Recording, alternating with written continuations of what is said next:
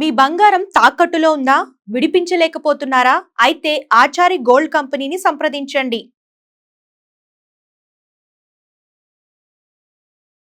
ఏదైతే జరిగిన incident bus incident చూసారా? చూసారండి. చాలా బాధాకరం, చాలా విషాదాంతం. ఎందుకంటే ఈ మధ్యకాలంలో భారీ ఎత్తున ఏదైనా ఒక ఇన్సిడెంట్ జరిగితే 20 మంది 30 మంది ఇలా చనిపోతున్నారు. అసలు చాలా చాలా బాధగా ఉంది. ఇలాంటి ఇన్సిడెంట్లు జరుగుతున్నా సరే జాగ్రత్తలు తీసుకుంటలేదు. ఏదో ఆటోని తప్పించిపోయి వెళ్ళి దాన్ని గుట్టేస్తే మొత్తం 25 మంది దాకా చచ్చిపోయారు అంటున్నారు. ఈ ఘోర కలిలా కనపడుతుంది తప్ప ఇంత అన్యాయంగా ఊరికే ప్రాణాలు పోతున్నాయి. ఒకే కుటుంబానికి చెందినటువంటి ముగ్గురు బిడ్డలను పోగొట్టుకున్న తల్లిదండ్రులు ఆతనాతాలు వింటుంటే అసలు భగవంతుడు ఉన్నాడా అనిపిస్తుంది. అంత బాధేస్తుంది.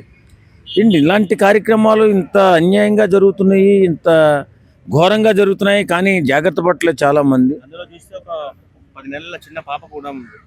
ఒక 10 నెలల చిన్న పాప కూడా చనిపోయడం జరిగింది. మరి ఏం చేస్తామంటే అది కర్మ, మనం ఏం చేయలేం. కానీ కాకపోతే ఏంటంటే నిజంగా ఇప్పుడున్న పరిస్థితుల్లో ప్రభుత్వాలు చాలా స్ట్రాంగ్గా ఆదుకోవాల్సిన అవసరం ఉంది. తర్వాత ప్రతి విషయంలో ఈ డ్రైవర్లు నిర్లక్ష్యం ఎక్కువగా ఉంటుంది. నిజంగా టిప్పర్ డ్రైవర్లు కానీ వీళ్ళు కానీ చాలా ర్యాష్గా వెళ్ళడం. ఒక్కసారి ఒక బస్సునో ఒక కారునో కొడితే టిప్పర్ కింద కొడితే బస్సులో కూడా ఇంతమంది చనిపోయారంటే నాకు అర్థం కావట్లేదు. ఇలాంటి సంఘటన మనం ఎప్పుడు చూడలేదు. టిప్పర్ యాక్సిడెంట్ జరిగి ఆ కంకర మొత్తం బస్సులో మరణించడం ఎప్పుడు చూడలేము మనం. ఎట్లా అనిపిస్తుంది మీకు ఇలాంటి ఇన్సిడెంట్? నిజంగా చాలా బాధ అనిపిస్తుందండి. బాధ అనిపించడం పక్కగా ఉంటే టిప్పర్ డ్రైవర్స్ ర్యాష్ డ్రైవింగ్ వల్ల చాలా ఈ యాక్సిడెంట్లు జరుగుతున్నాయి. వాస్తవంగా ఈ డ్రైవర్ని కంట్రోల్ పెట్టే బాధ్యత తీసుకోవాలి. ఎందుకంటే అది చాలా బరువుతో, కొన్ని టన్నుల బరువుతో వెళుతున్నటువంటి టిప్పర్ ఒకసారి ఢీ కొడితే దాన్ని కంట్రోల్ చేయడం చాలా కష్టం.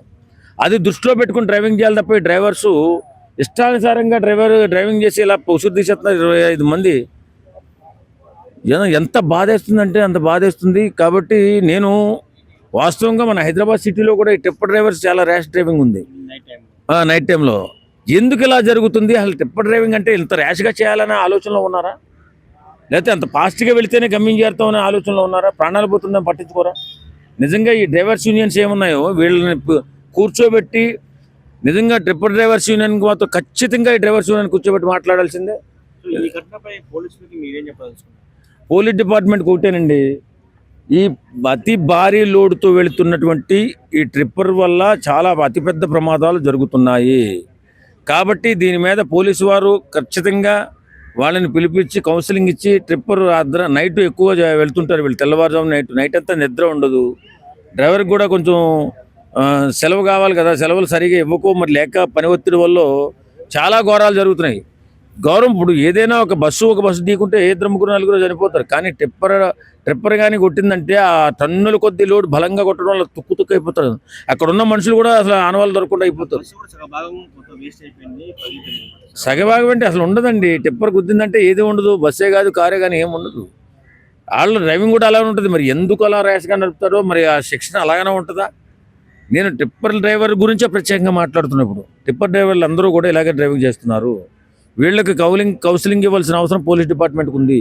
ఖచ్చితంగా వేళ జరిగిన ఘోరానికి ఎవరు ఏం చేయలేని పరిస్థితి, ఏం మాట్లాడలేని పరిస్థితి.